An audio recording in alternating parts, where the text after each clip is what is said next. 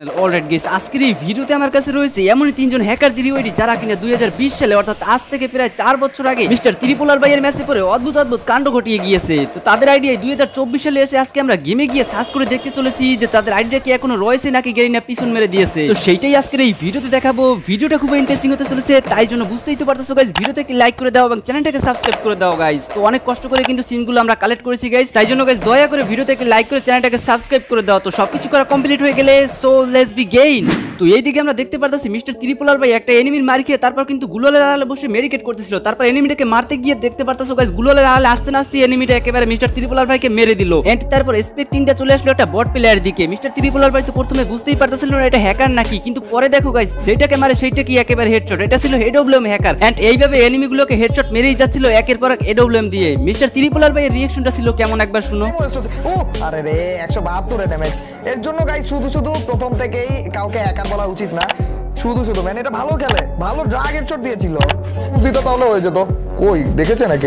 ও ভাই এন্ড রিঅ্যাকশনটা শুনে বুঝতেই তো পারতাছো গাইস 2020 সালের কত বড় ভয়ঙ্কর ছিল। তো চলো গাইস এটা ইউআইডি গেমে গিয়ে সার্চ করে দেখা যাক যে এটা এখনো কি গেম খেলে নাকি তার আইডিটাকে ব্যান করে দিয়েছে। তো সেইটাই এবার দেখার পালা। তো গাইস দেখতেই তো পারতাছো আমরা ইউআইডিটা সার্চ করা মাত্রই দেখতে পারতাছি প্লেয়ারটা 30 দিন যাবত অফলাইন, মানে এটার আইডি মনে হচ্ছে ব্যান করেই দিয়েছে। আর আমরা যদি প্লেয়ারটার প্রোফাইল দেখতে চাই তাহলে কিন্তু প্রোফাইলই দেখা যাচ্ছে না। এখানে কিসের জন্য একটা গ্লিচ হয়েছে গাইস, দেখতেই তো পারতাছো পুরো প্রোফাইল চেক করা যাচ্ছে না। আমার মনে হচ্ছে এটার প্রোফাইলই গাড়িটা একেবারে গায়েব করে দিয়েছে। তোমাদের কি মনে হচ্ছে এটা অবশ্যই কমেন্টে জানিয়ে দেবা। আর চাইলে তোমরা নিজে গিয়ে এটার আইডি চেক করে দেখে আসতে পারো। ইউআইডি ডেসক্রিপশনে দেওয়া রয়েছে এবং স্ক্রিনের উপরেও দেওয়া রয়েছে।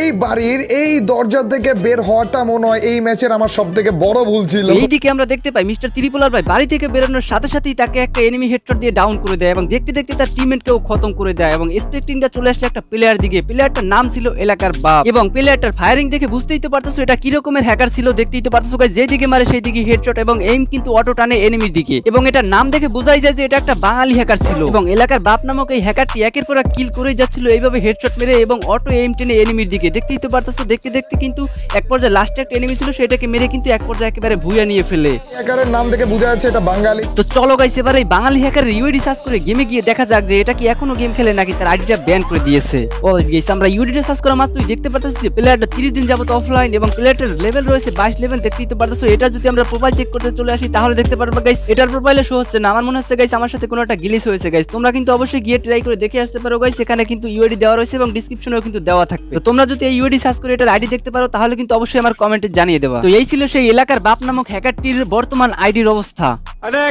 ভাই হুট করে উড়িয়ে দিল। আমি ভেবেছিলাম অদৃশ্য হ্যাকার, এখন দেখি চান্দু মাটির নিচে।